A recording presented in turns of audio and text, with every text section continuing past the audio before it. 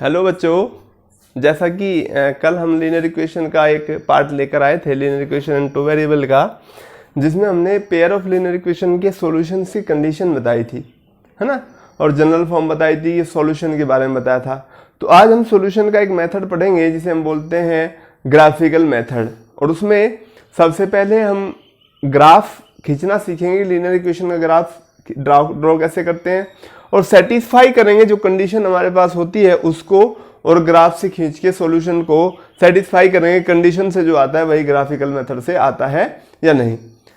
Okay, then हमारे पास दो linear equation है, एक पेयर ऑफ लीनियर इक्वेशन है x + 3y = 6 and second one is 2x - 3y = 12।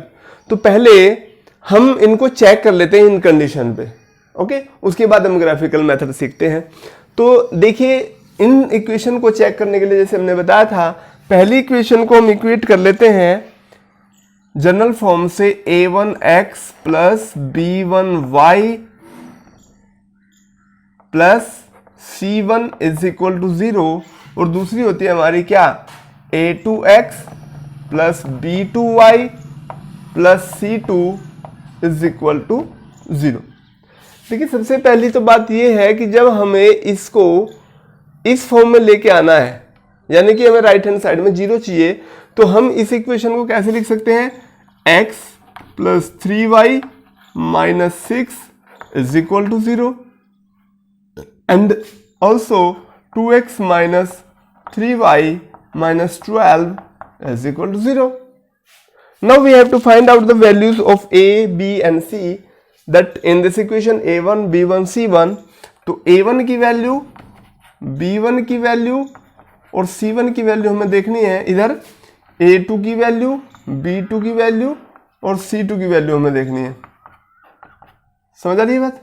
Okay, a1 की वैल्यू देखिए, इसका इससे कंपैरिजन करना है। यहां हमने कल पॉलिनोमियल में बताया था कि जब x के साथ कुछ नहीं है तो वहां कौन होता है, 1। तो what is the value of a1, 1। b1 की वैल्यू देखिए, y के साथ कौन है, 3, b1 की वैल्यू 3। c1 की वैल्यू देखिए, हमने बताया था विद साइन, साइन के साथ लेना है, तो c1 की वैल्यू कितनी होगी, -6। Similarly in this equation a2 का वैल्यू कितना है, 2, b2 की 3, नो -3, इस माइनस का ध्यान रखना है, साइन का ध्यान रखना है, एंड c2 की value -12। Any problem? No. Now we'll check the condition. For the condition we get a1 upon a2, हमें ये फाइंड आउट करना है, b1 upon b2 ये फाइंड आउट करना है, and then c1 upon c2 ये find out करना है। ओके, देखिए a1 upon a2 की वैल्यू क्या है, a1 कितना है, 1, a2 कितना है, 2। समझ आ रही बात? b1 कितना है, 3, b2 कितना है, -3। ओके, c1 कितना है, -6, और ये कितना है, -12, और हम इसको सोल्व कर लेते हैं, सिंपलर फॉर्म में लिख लेते हैं 1/2। ओके, अब देखिए, हम सबसे पहले चेक करते हैं पहले दो को, a1 upon a2 और b1 upon b2, क्योंकि पहली कंडीशन यही है कि अगर यही बराबर ना हो तो हमें तीसरा नहीं देखना होता। ओके, पहले देखिए इसको, इसकी वैल्यू कितनी है, 1/2, इसकी वैल्यू कितनी है, 3/-3 that is equal to -1, cancel out हो जाएंगे। तो यहीं से हमें दिखाई दे रहा है कि ये दोनों ही बराबर नहीं है, और जब ये दोनों ही बराबर नहीं है तो we have find the equation condition a1 upon a2, b1 upon b2 ये एक दूसरे के इक्वल नहीं। तो पहली कंडीशन से हम देखते हैं, अगर ये वाली कंडीशन आती है तो लाइंस आर इंटरसेक्टिंग,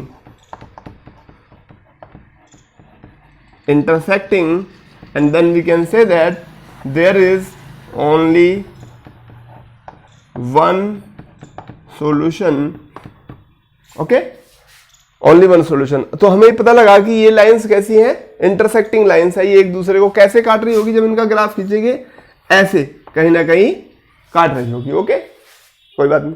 अब हम इसका ग्राफिकल मेथड ड्रॉ करते हैं, और तब देखते हैं कि ये लाइंस जब हम इनकी लाइंस ड्रॉ करेंगे तो ये एक दूसरे को एक जगह पे इंटरसेक्ट कर रही है या नहीं कर रही है, और अगर कर रही होगी तो ये हमारा सेटिस्फाई कंडीशन हो जाएगी। तो देखिए, मिटा दूं, मिटा दिया, ये देखिए मिटा देते हैं इसको।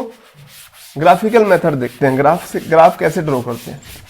देखिए वैसे अभी हमें जनरल फॉर्म की भी जरूरत नहीं है, तो इसको भी हम मिटा देते हैं। देखिए आपको दोबारा देखना है तो आप वीडियो को पॉज करके देख सकते हैं। हम इस वाली इक्वेशन का ग्राफ ड्रॉ करना चाहते हैं मान लीजिए, तो इस वाली इक्वेशन का ग्राफ ड्रॉ करने के लिए हमें इसमें दो वेरिएबल दिखाई दे रहे हैं, वेरिएबल x और वेरिएबल y। तो किसी भी एक वेरिएबल का वैल्यू निकालने है हमें किसके बेस पर, दूसरे वेरिएबल के बेस पर। किसी एक वेरिएबल की वैल्यू खुद लेंगे कुछ भी, और दूसरे वेरिएबल की वैल्यू हम निकाल लेंगे। जैसे देखिए यहां से x इज इक्वल टू आ गया 3y को इधर लेके जाइए 6 माइनस 3y, यहां तक कोई प्रॉब्लम। अब यहां पे देखिए हम y की वैल्यू कुछ भी पुट करेंगे तो इसका कुछ ना कुछ राइट हैंड साइड का सॉल्यूशन आएगा और वही x की वैल्यू होगी। देखिए first of all let we put y is equal to 0।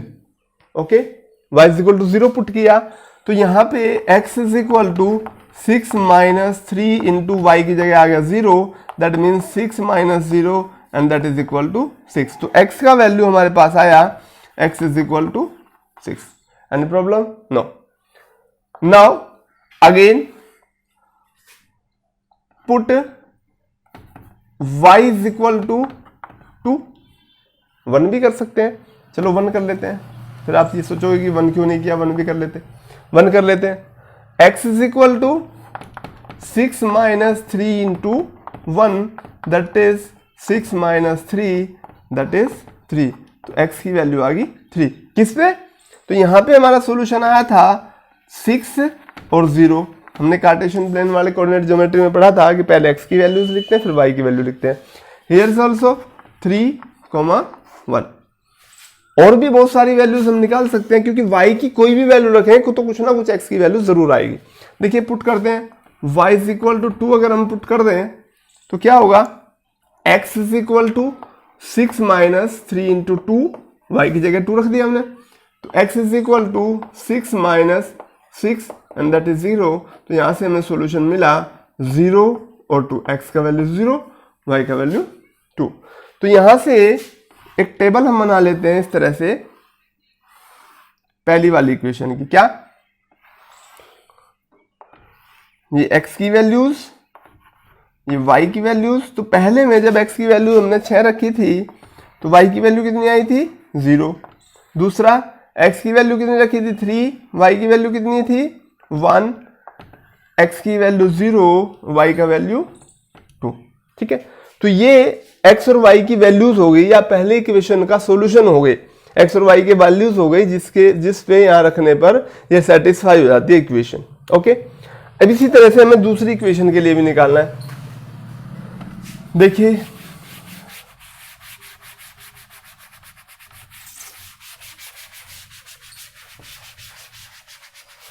इस सॉल्यूशन को हम थोड़ा सा इधर लिख लेते हैं। पहली इक्वेशन का जो सॉल्यूशन है उसको हम यहां बना लेते हैं x y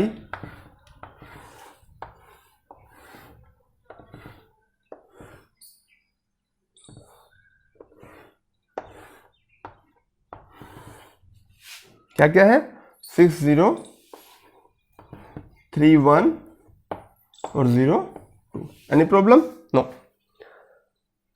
अब हम दूसरी इक्वेशन के लिए यही प्रक्रिया, यही प्रोसेस दूसरी इक्वेशन के लिए लगाते हैं। देखिए दूसरी इक्वेशन क्या है हमारे पास, 2x minus 3y is equal to 12। Okay, ये इक्वेशन हमारे पास, इसमें वही एक वेरिएबल की वैल्यू पुट करेंगे, दूसरे वेरिएबल की वैल्यू हम निकालेंगे। देखिए 2x is equal to 12 plus 3y। Okay, कोई दिक्कत? नो। ये 2 भी यहां पे है क्योंकि अगर जो भी वैल्यू अब आएगी वो 2x की आएगी, तो हमें x की वैल्यू निकालनी है हमें, तो x इज इक्वल टू, ये 2 डिवाइड में चल जाएगा, 12 प्लस 3y अपॉन 2। ओके, तो अब हमें अपनी सहूलियत के लिए y की ऐसी वैल्यू लेनी है, देखिए जो यहां पे रखने के बाद 2 से डिवाइड हो जाए, क्योंकि नहीं तो पॉइंट में आएगा और पॉइंट में हमें टेबल में फिर और पॉइंट ज्यादा बनाने पड़ेंगे। तो y की वैल्यू देख लीजिए, y की value let I take y is equal to 0, तो then x is equal to 12 plus 3 into 0 upon 2 that is 12 plus 0 upon 2 and that is 12 upon 2 and that is 6। तो यहाँ से अगर हम देखते हैं कि x की वैल्यू कितनी आई है 6 और y की वैल्यू कितनी आई है 0, तो हमारा सॉल्यूशन आया 6,0। ओके, दूसरे सॉल्यूशन की बात कर लेते हैं। Let y is equal to 2, y is equal to 2 ले लेते हैं।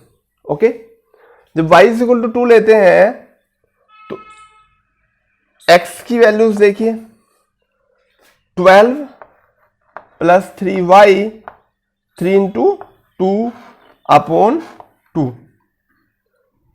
ठीक है, अब देखिए यहाँ पे प्रॉब्लम क्या आती है, हम कोई नहीं, ये भी सही है, 12 plus 3 2 6 upon 2 18 upon 2 that is equal to 9 आ गया।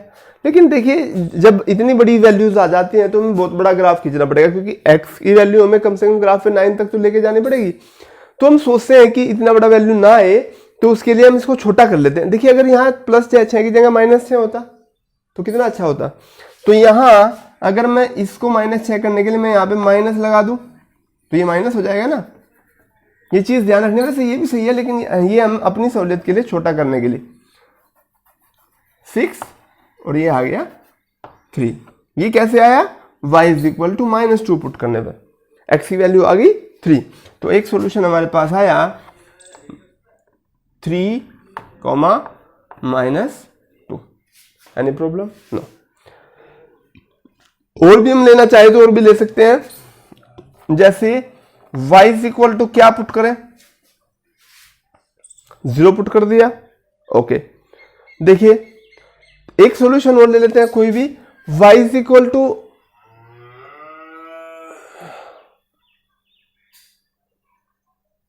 4 ले ले, y इज इक्वल टू -4 ले लें, y इज इक्वल टू -4। तो x is equal to, sorry ये यहाँ पे नहीं दिखाई देगा मुझे लगता है, तो हम इसको ऊपर ले लेते हैं। Any problem? नो। तो दो सॉल्यूशन हमें पता है, तीसरा सॉल्यूशन के लिए हम देखते हैं। ये था हमारा x is equal to 12 plus 3y upon 2, यही तो था।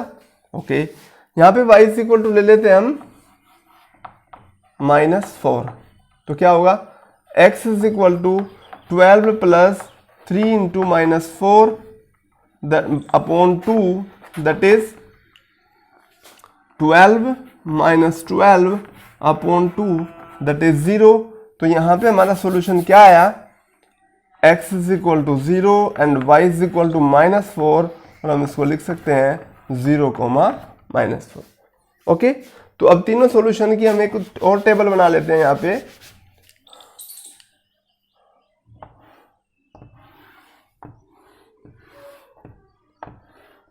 x, y और इनकी वैल्यूज हम पुट कर लेते हैं। x और y की पहली वैल्यूज आई थी, x की वैल्यू 6, y की वैल्यू 0। दूसरी वैल्यू आई थी x की वैल्यू 3, y की वैल्यू -2। तीसरी वैल्यू आई थी x इज इक्वल टू 0 और y is equal to 4। Any problem? No. तो देखिए अब ग्राफ ड्रॉ करते हैं। ग्राफ ड्रॉ करने के लिए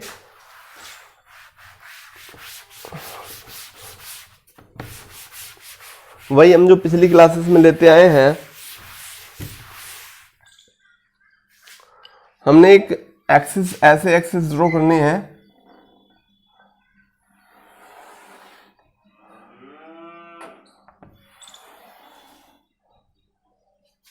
ठीक है, वो जनरली हम वही देखते हैं।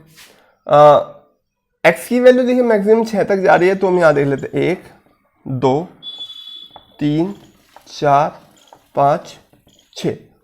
ठीक है, इनको हम पॉइंट वैल्यू देते हैं 1 2 3 4 5 6। सिमिलरली वैसे हम ये ग्राफ पेपर पे करते हैं तो ज़्यादा एक्यूरेट आता है, लेकिन यहाँ हम ऐसे करके दिखा देते हैं आपको 1 2 3 4 5 6। यहाँ पे 1 2 3 4 5 6। सिमिलरली इधर देखते हैं 1 2 3 4 5 6। इसको इधर माइनस होते हैं -1 -2 -3 -4 -5 -6 और फिर नीचे 1 2 3 4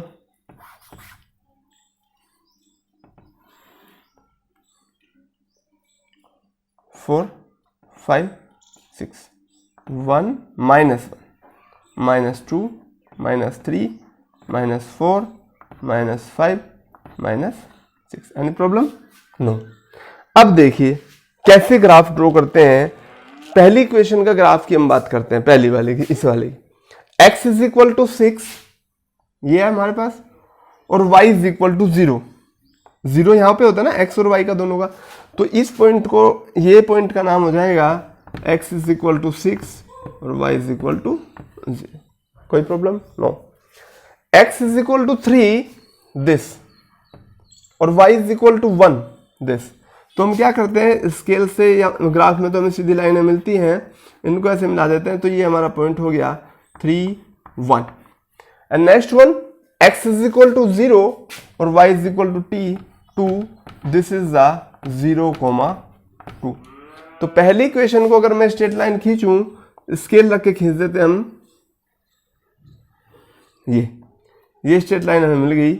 और ये जो स्ट्रेट लाइन है ये कौन सी इक्वेशन की है? पहली वाली इक्वेशन की, x plus 3y is equal to 6। Now for second equation we have to take point x is equal to 6 and y is equal to 0। देखिए कॉमन पॉइंट आ गया ये। दूसरा x इज इक्वल टू 3 ये रहा और y is equal to -2 this. This is 3, -2 and second one, last one 0 x is equal to 0 and y is equal to -4। ये है 0, -4। तो वही काम हमें करना है, स्केल रखते हैं यहाँ पे इस पॉइंट पे और स्केल रख के ऐसे हम सीधी लाइन ड्रॉ कर देते हैं। तो देखिए ये दोनों स्ट्रेट लाइन ने यहाँ पे आके इंटरसेक्ट किया, ठीक है ना, एक पॉइंट पे इंटरसेक्ट किया। तो ये जो पॉइंट जहां पे इंटरसेक्ट किया, this is the solution of this equation and the solution हमने बता ये इंटरसेक्टिंग है तो एक ही सॉल्यूशन होता है, जैसे हमने अभी कंडीशन में भी देखा था, only one solution and that solution is 6, 0। तो the solution of the linear pair जो दिया हुआ है हमें, उसका सॉल्यूशन है x is equal to 6 and y is equal to 0। और यही इसी तरह से हम ग्राफ खींच सकते हैं। जरूरी नहीं ये लाइन दिए गए पॉइंट पे ड्रॉ करें, जो पॉइंट हमारे पास नहीं हो सकता वो, जैसे मान लो ये लाइन ऐसे ना जाके ये लाइन ऐसे चली जाती ऐसे, तो यहाँ पे पॉइंट आउट करती, यहाँ पे इंटरसेक्ट करती। तो इस पॉइंट को निकालने के लिए हम क्या करते, इससे x एक्सिस पे परपेंडिकुलर डालते, इससे y एक्सिस पे परपेंडिकुलर डालते और जो ये पॉइंट आता इसको हम कहते हैं कि ये सॉल्यूशन है और ये सॉल्यूशन यहाँ से निकल के आ जाता 4, 1, 4 और 1, x is equal to 4, x is equal to 1। तो यानी कि हमारे तो पॉइंट कॉमन आ गया, लेकिन अगर पॉइंट कॉमन ना आते तो फिर भी कहीं ना कहीं जहाँ भी काटती वहाँ से इस पे परपेंडिकुलर डाल देते, इस पे परपेंडिकुलर डाल देते और जो भी वो पॉइंट होता वही इन इक्वेशन का सॉल्यूशन होता। थैंक यू, आज के लिए बस इतना ही। अगले वीडियो में हम लेकर आएंगे substitution method of solving the pair of linear equation. धन्यवाद। वीडियो को लाइक और शेयर और सब्सक्राइब करते रहिएगा। नमस्ते।